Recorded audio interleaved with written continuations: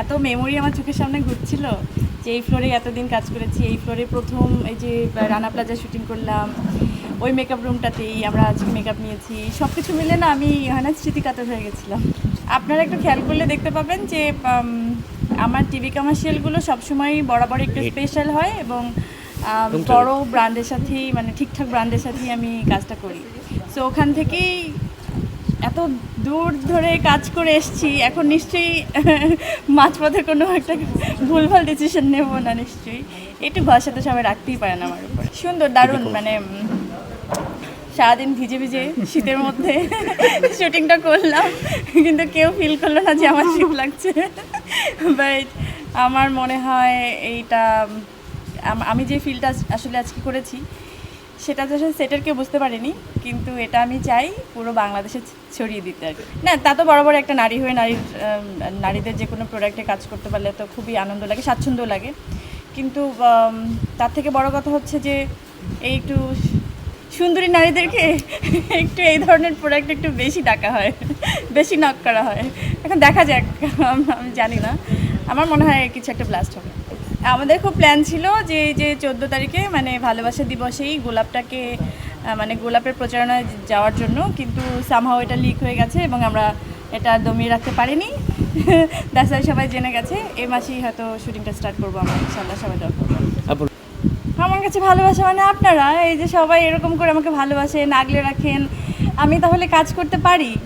আমার দর্শকরা আমাকে যারা আসলে এত আশীর্বাদে বাঁচিয়ে রাখেন, এত ভালোবাসায় বাঁচিয়ে রাখেন, আমার কাছে ভালোবাসা এটাই।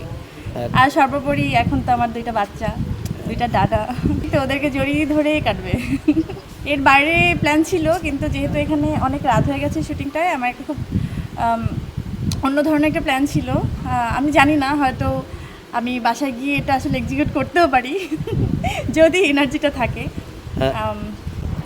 সেটা হচ্ছে বলে দেই, যদি লাইভ হয়ে যায় তো যা গেল। সেটা হচ্ছে আমার অনেক স্বপ্নের একটা প্রজেক্ট, যার নাম হচ্ছে বডি, যেটা কিনা মা এবং শিশুদেরকে নিয়ে সমস্ত প্রোডাক্ট ওখানে পাওয়া যাবে এক ছাদের নিচে। যদিও এখন আমি অনলাইন করেই স্টার্ট করছি এবং একটা প্রোডাক্ট থেকে অল্প প্রোডাক্ট থেকে শুরু করছি, যেহেতু আমি একা সব কিছু একা ওভাবে আনতে পারবো না, এটা সম্ভব না আমার পক্ষে, কিন্তু হোপসো আমি খুব তাড়াতাড়ি এটা পেরে যাব। হ্যাঁ, আজ যদি 12টা বাজে, আমার মনে হয় এখনই আমাদের ওয়েবসাইটটা লঞ্চ হয়ে গেছে, তো সবাই ওখানে। হ্যাঁ, বাজেনি, তাহলে আমি টাইম পাবো ভাই, বাসায় যাই, আমি এটা লাইভ করি। যাই হোক, হয়ে যাবে কিছু একটা। ডিটেলসটা হচ্ছে, ধরেন আমি জার্নিটার মধ্যে দিয়ে গেলাম, তখন আমার ফিল হল আমি ধরেন অনেক কিছু সাফার করে এসেছি। যেমন বাচ্চাদের, আপনি যদি একটা নিউবর্ন বেবির কী দিয়ে উদাহরণ দিব, যদি একটা পিলো কিনতে যান, মাথার বালিশ, আপনি কিন্তু নিউবর্ন বেবির বালিশটা আসলে ঠিকঠাক মতো পাবেন না, বা আমি পাইনি, আমি সাফার করেছি। আবার দেখা যায় যে আপনার খুব পরিচিত বিড়া, যেটা কিনা মুরব্বীদের খুব ঘরের একটা পুরনো কাপড় থাকে, সুতির কাপড়, ওটা দিয়ে একটা গোল মতন কিছু একটা বানায়, ওটা মাথায় দেয়। সো এইগুলো ধরেন নিউ মম যারা আছে, নিউ মাদার লাইক আমার মতো, হ্যাঁ, তো আমার বাসায় তার কোনো মুরব্বী নেই, বা আমাকে ওই গাইডটাও কেউ করতে পারবে না।